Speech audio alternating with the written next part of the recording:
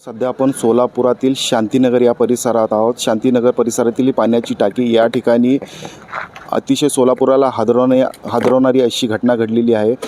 22 वर्षीय तरुण उमर मौलाली बिराजदार याचा निर्घृणपणे कोयत्यानं खून करण्यात आलेला आहे. तुम्ही बघू शकता या ठिकाणी त्याचा मृतदेह आढळलेला आहे. उमर मौलाली बिराजदार याचा या 22 वर्षीय तरुणाचा कोयत्याने निर्घृणपणे खून करण्यात आलेला आहे.